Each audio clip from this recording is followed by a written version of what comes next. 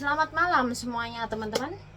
Jumpa lagi bersama saya Kontreng tetap di channel yang sama dengan pembahasan yang mana terupdate tentang info-info BMI Hong Kong. Terima kasih kepada yang menonton dan harap tetap subscribe dan jangan lupa tekan lonceng belnya biar mendapatkan info terupdate. Kali ini saya membahas flashback tentang masalah SIM Kim ya. Nah, teman-teman masih ingat ini tentang SIM Kim. Apa itu SIM Kim? SIM Kim adalah sistem informasi manajemen keimigrasian yang di Indonesia dan juga Hong Kong, termasuk Hong Kong. Di sini bukan hanya Hong Kong ya, karena keseluruhan perwakilan Indonesia di negara tujuan juga wajib mengikuti apa yang menjadi surat keputusan keimigrasian pusat Indonesia ya. Dan di mana ketentuannya adalah SIM Kim ini menggunakan single identity number, di mana hanya menggunakan satu identitas yang sah yang disesuaikan dengan KTP, KK, dan ijazah serta buku nikah. Atau bisa dinyatakan dengan tanpanya kalau teman-teman tidak mempunyai data yang berbeda, itu boleh. SIM Kim berakibat pada inconsistent data. Apa itu inconsistent data? Nah, yaitu data yang sering diubah. Nah, sementara SIM Kim ini adalah data warga negara Indonesia yang berbasis di keimigrasian. Jadi punyanya pihak imigrasi saja, tetapi belum terkonek dengan Disdukcapil. Karena antara keimigrasian dengan Disdukcapil tanpa kita tahu pun sampai hari ini akan tetap tidak bisa disatukan atau disamakan. SIM Kim akan tetap menjadi SIM Kim, sementara untuk NIK Kim akan tetap menjadi NIK Kim, dan NIK itu berbeda lagi. NIK adalah nomor induk kependudukan berbasis data warga negara Indonesia yang sesuai dengan kartu keluarga dan juga dari catatan RT Anda atau desa Anda. Berpusat di Dispenduk Capil. Kalau SIM Kim itu berbasis dengan NIK Kim, yaitu yang berada di keimigrasian Indonesia atau kantor imigrasi. Jadi di sini dua instansi yang berbeda ya. Ingat, dua instansi yang berbeda, kantor imigrasi dan Disdukcapil. Nah, basisnya kalau Disdukcapil KTP Indonesia.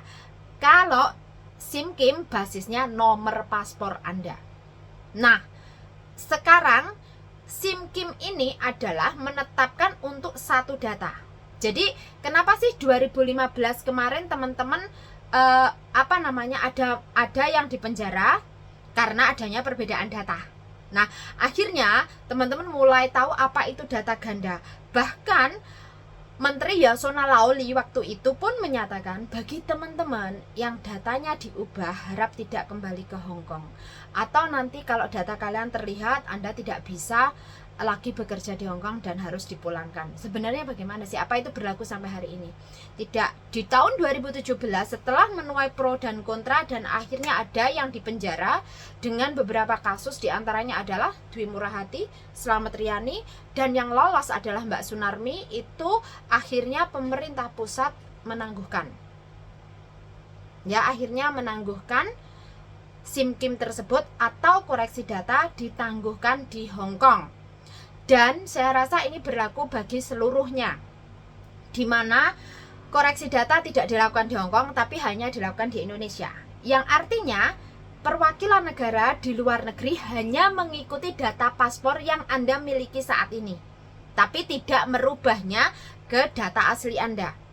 Jadi kalau kebetulan data Anda yang di Indonesia dengan data yang di negara tujuan tidak sama, maka diharapkan teman-teman mengisinya sesuai dengan negara tujuan. Kalau Anda sudah pulang ke Indonesia, kemudian Anda sudah menentukan salah satu dari identitas Anda dan sudah melakukan sidang, secara otomatis teman-teman sudah memilih salah satunya. Kalau teman-teman memilih data yang asli atau memilih data KTP Anda dan mengubah paspor Anda ke data asli, sudah sidang, jangan kembali ke Hong Kong sebagai pekerja. Tapi kalau sekedar visitor boleh, karena visitor hanya menggunakan paspor, tidak menggunakan Hong Kong ID. Transit juga boleh ya. Terus Di situ artinya Anda sudah menghapus data keimigrasian Anda yang lama melalui Wanda Scheme. Dan di sana artinya Anda dicetak di halaman 2 sudah sesuai paspor, di mana sesuai dengan KTP Indonesia Anda. Di halaman 2 dibuka lagi paspornya. Di halaman 2. Terus kalau sudah dicetak seperti itu, jangan kembali ke Hong Kong. Kalau Anda ingin kembali ke Hong Kong, ternyata sudah dicetak di halaman 2 sesuai dengan KTP asli Anda, lalu bagaimana Mbak Kontreng? Ini Anda harus mengendorsement atau melakukan pembetulan data. Penambahan pembetulan data disesuaikan dengan yang di Hong Kong dengan memberikan tambahan pembetulan data nomor di halaman nomor 4. Tetapi apakah itu dibolehkan atau tidak? Kembali lagi karena Anda sudah memilih data Anda. Bagi yang sudah sidang, dicatat. Bagi Anda yang mungkin datanya di Indonesia tidak sama dengan data Hong Kong, harap dikembalikan sesuai dengan data Hong Kong. Jangan pakai endorsement tapi langsung dicetak di halaman 2. Yang artinya silakan Anda memilih data paspor Anda sebagai data permanen Anda, agar Anda tidak masalah di negara tujuan maupun di Hong Kong. Kalau Anda sudah merubah data Anda di halaman 2 dengan data asli Anda, silahkan ke negara lain, jangan bekerja kembali di Hong Kong. Karena paspor endorsement mungkin satu kali Anda lolos, kedua kalinya bisa jadi Anda tidak lolos. Karena kita tidak tahu apa ketetapan nantinya ke depan. Yang pasti paspor endorsement sebenarnya adalah itu paspor yang mana merusak dokumen, ya kan? Endorsement penambahan memang merusak dokumen. Lalu bagaimana dengan tanda tangan Mbak Kontreng? Tanda tangan juga ditaruh di endorsement, ya kan? Itu karena kolom penambahan. Jadi itu beda kasus lagi. Yang saya bahas adalah SIM-KIM, bukan kolom tanda tangan. Jadi harap diperhatikan. SIM-KIM adalah di mana sistem informasi manajemen keimigrasian miliknya imigrasi, bukan miliknya Disdukcapil. Nah, bagi teman-teman yang saat ini berada di Hong Kong, kalau data Anda sesuai dengan paspor Anda, ikuti data paspor Anda, jangan merubahnya selagi Anda masih di Hong Kong. Oke?